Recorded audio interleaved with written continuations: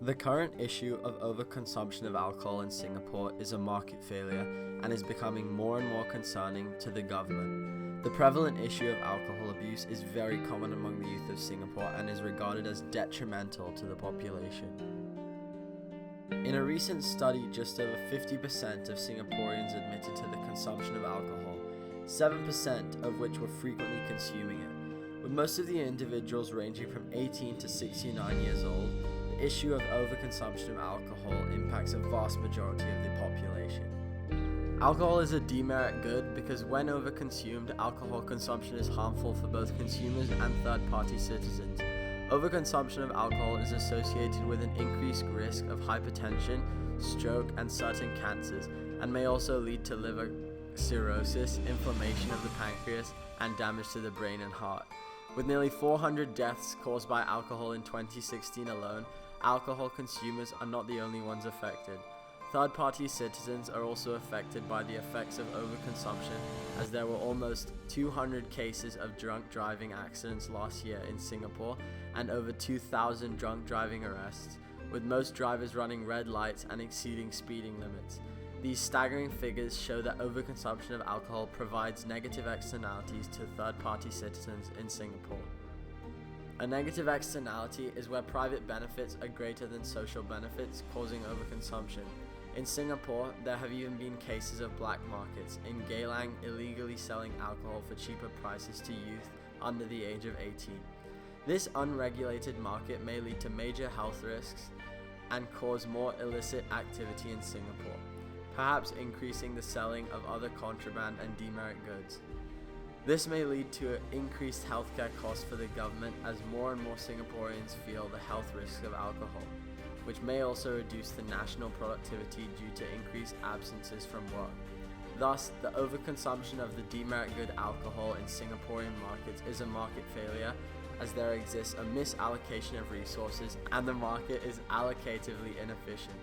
In order to address this market failure, the Singaporean government has implemented an $88 specific tax per litre of alcohol, which is equivalent to $35.20 for most 40% alcoholic beverages such as vodka and whiskey.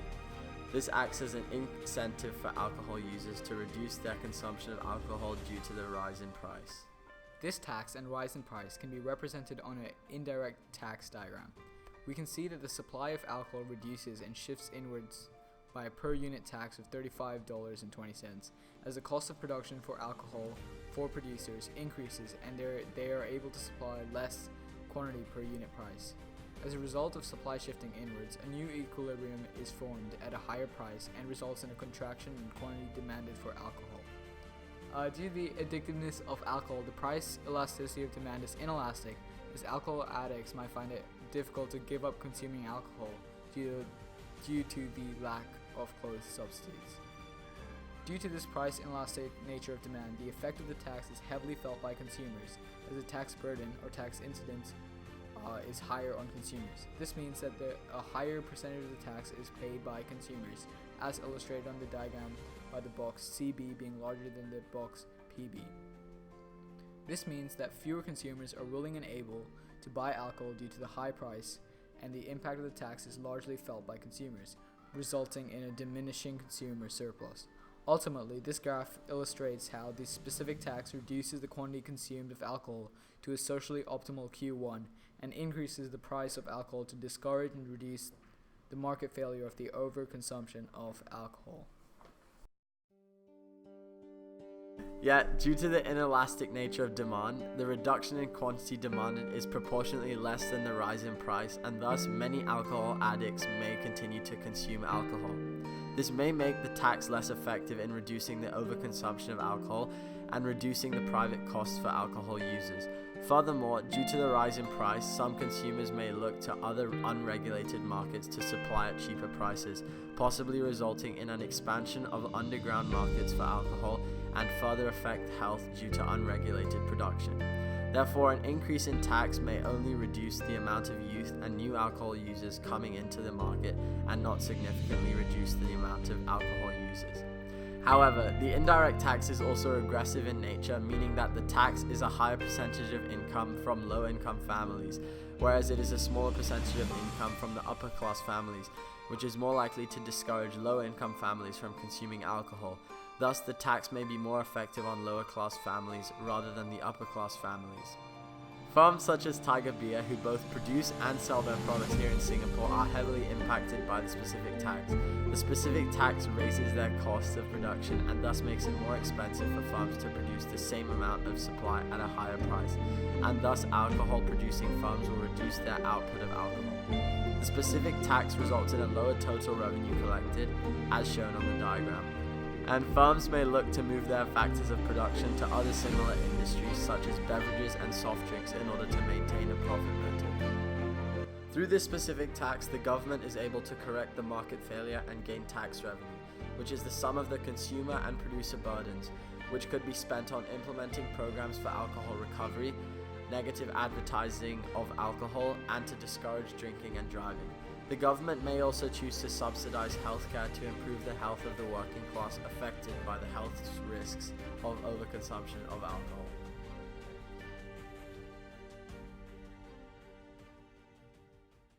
I think that long-term use of alcohol can kill brain cells.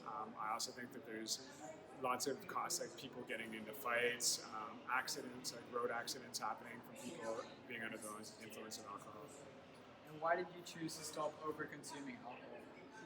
One, because it's crazy expensive in Singapore, so a case of beer here is like 3 times the cost as it is back in Canada.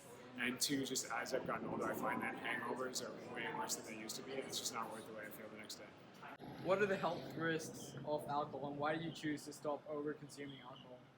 Health risks associated with drinking alcohol, obviously alcoholism, but you may also have other serious health consequences such as liver damage, like kidney damage. After my experience with alcohol poisoning, I've made the conscious decision to only drink occasionally and know my tolerance so that I don't go over and I don't experience the private costs again. That cost me external costs as well. From these interviews, we can see that in the short run, consumers may stop consuming alcohol to the same levels or quantities they did before due to the disincentive from high prices, as Mr. Service pointed out. However, as seen in Sunny's example, in the long run, consumers may choose to continue to consume alcohol in moderation as it may be cheaper elsewhere. Despite this, the government successfully reduces the private costs consumers may experience and may see higher life expectancies and lower medical expenses in the long run too. So far, Singapore has various campaigns in place to help those suffering from alcohol abuse. The Health Promotion Board has various contacts with ongoing events targeted to support those undergoing alcohol abuse. We Care SG is an example, as they offer the SOAR program, which stands for Substance or Alcohol Recovery. It is a structured therapy program designed for persons with substance, prescription meds, and/or alcohol abuse problems.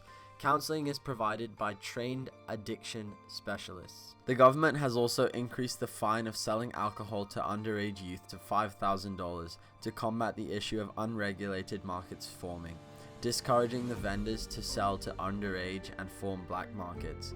The Singaporean government has also tried to use negative advertising campaigns at music festivals such as the recent Zouk event to reduce drunk driving accidents with the slogan, "Don't drink to drive," as displayed by these images. This is another effective measure to reduce the demand for alcohol and reduce the quantity consumed of alcohol to a socially optimal point.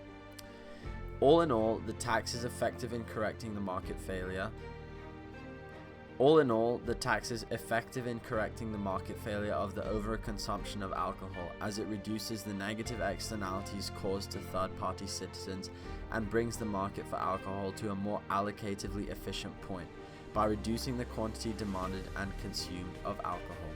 Though the tax may not be fully effective due to the nature of the inelasticity of demand and possible unregulated black markets selling alcohol at cheaper prices, other measures taken by the Singaporean government have been taken to discourage the overuse of alcohol, and programs have been put in place to help with alcohol recovery. The Singaporean government has used a variety of actions to reduce the consumption of alcohol, which has resulted in significantly lower figures of alcohol consumption compared to neighboring nations.